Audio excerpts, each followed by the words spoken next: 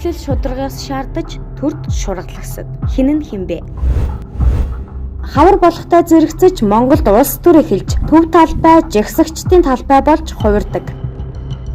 Өөрчлөлт шинжлэлт шударгаасаа нэхэж шаардсан энэ олон жагсаал бүгд ард түмэн Монгол улсын төлөө байсан уу гэвэл үгүй. Үүний нэг тод жишээ нь Монгол Ардын намын шинжлэл хөгжлийн хороо гэх намаа шинжлэе. Монголоо аврая гэж жагсаж шинжлэл шударгаасыг хамгийн ихээр ярьж бусдаас нэхэж байсан залуусын бүлгэн.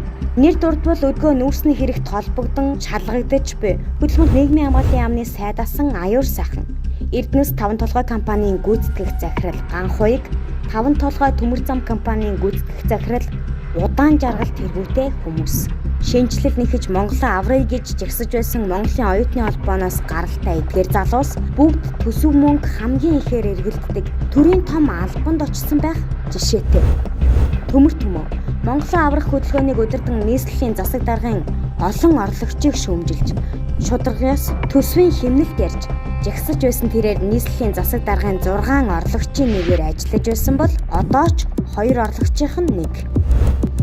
Ганхуйг мөн л Монголоо аврах хөдөлгөөнийг удирдах монголчууд хизээ нийтээрээ ядуурлаас гарах вэ? Хизээ бид эх орондоо хүн шиг сайхан амьдрах вэ гэсэн асуулгыг төрийн 3 өндөрлөгт тавьж хуульч нэрээр эх оронч дүрийг хэсгэж явсан Ганхуйг нэг их 80 төгрөгийн борлуулалтын орлоготой Эрдэнэс 5 толгой компани гүйцэтгэх захирлаар томилогдсон.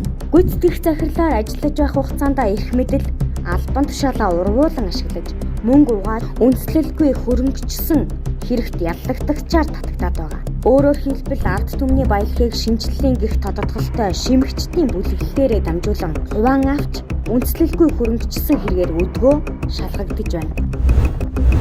Удаахан удаан жаргал.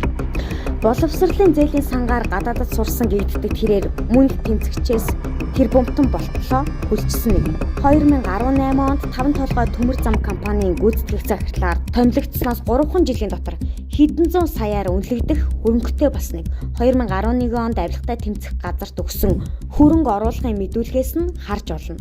Гэвч түүний хөрөнгө хэдэн сая биш хэдэн тэрбумаар хэмжигдэхүйц байсан нь авилгатай тэмцэх газраас явуулсан мөрдөн шалгах ажиллагааны явцад ил болсон байдаг. Тодруулбал түүнийг үндэслэлгүйгээр хөрөнгөчсөн Богдхан төмөр замын бүтээн байгуулалттай холбогдуулан авилгатай тэмцэх газраас шалгасан ба шалгалтаар 700 мянган ам.долларын хадгаламж 5 тэрбумын үл хөдлөх хөрөнгийг хөрөнгө орлогын мэдүүлэгтээ тусгаагүй нуун дарагдуулсан нь илэрсэн гэдгийг хэвлэлээр мэдээлж байна. Хамгийн харамсалтай нь Монголдооч ирэх нэр нүргүй болтлоо идэж уусан түүнийг Баттулга ерөнхийлөгч байхдаа Монгол улсын хөдөлмөрийн баатар цолоор шагнасан байдаг. Ганхуйгийн хариуцдаг Эрдэнэс 5 толгойн ашиг орлого нь төмөр замын бүтээн байгуулалтанд зарцуулагддаг.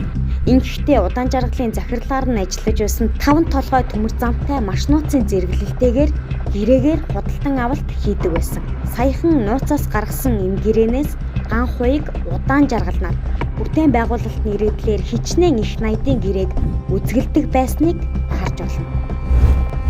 Сайн жаргал шинжлэл хөгжлийн хорооны зохицуулагч байхдаа шудраг өрсөлдөөн хэрэглэгчийн төлөө газрын даргыг хууль зөрчилсөн хэмээн үзэж төрийн албанд гомдол гаргаж байсан тэрээр шудраг өрсөлдөөн хэрэглэгчийн төлөө газрын хамтын ажиллагаа олон нийттэй харилцах албаны даргаар томилогдсон байдаг. Ингээд Ганхуйг Эрдэнэс 5 толгой компанийн гүйцэтгэх захирал Удаан жаргал 5 толгой төмөр замын гүйцэтгэх захирлаар томилогдсны дараа Зүүн Баян төмөр зам компани дэд захирлаар мөн томилогдов. Энэ үедээ түүнийг хамаарал бүхий ширхэнцэг хараа компанийнхаа үйл ажиллагааг төмөр замын суурь дэд бүтэц болгон өөрчилж мөнгө угаах хэрэгт оролцсон байж болзошгүй талаарх хэд хэдэн баримтыг хэвлэлийнхэн гарган тавьсан байдаг. Аюур сайхан шинжлэл хөгжлийн хороог удирдах байсан тэрээр шудраг өрсөлдөөн хэрэглэгчийн төлөө газрын дараа нь хөдөлмөр нийгмийн хамгааллын яамны сайдын албан тушаалд очсон. Түүний жилээс жилд хэрхэн хөрөнгөжж буйг хөрөнгө оруулахын мэдүүлгээс нь тод харагдав. Түүний өөрийн орлого 2017 онд 70 сая байжээ. Түүнээс хойш тогтмол өссөөр 2021 онд 235 сая хүрсэн байна. Гэр бүлийн орлогч мөн ялгаагүй. Анх 9 сая байж харин 4 жилийн дотор 159 сая болж өсжээ. Мөн тэрбум давсан орон сууц 118 саяын тээврийн хэрэгсэл 498 саяар үнэлэгдэх адуу 36 саяын газар 87 саяын үнэт эдлэгтэй болж хөрөнгөчжээ. Түүнчлэн ковидын үед дааган толгой гэх газрын ойролцоо жирийн айлын байшингаас ч том хэмжээтэй морины жүчээ барьсан гэх мэдээлэл бий. Хамгийн их шударгаас ярьж хашгирч ард түмнийг урайлан жигсэж явсан залуучууд өнөөдөр ард түмний төлөө юу хийв гэдгийг эргэн санахад ийм байна. Хулгайчийг бариараа гэж хамгийн түрүүнд хашгирдаг шиг тэдний ихэнх нь хамгийн том лойвор хулгай болох нүүрсний хэрэгтэй холбогдсон байх жишээтэй. Ялангуяа их улс төр эхэлж байгаа, сонгуул эхэлж байгаа энэ үед бол хэн нэг нэр дэвших гэж гарч ирж байна. Бид нар дундаас хэн нэг нь аль нэгэн улс төрт бол оролцохгүй. Тэд ингэж хэлээд хүссэн албан тушаалд очиж хөрөнгөчсөн бол иргэдийн амьдрал өөдөгч дээшлээгүй үр зээлтэй хэвээр үлджээ.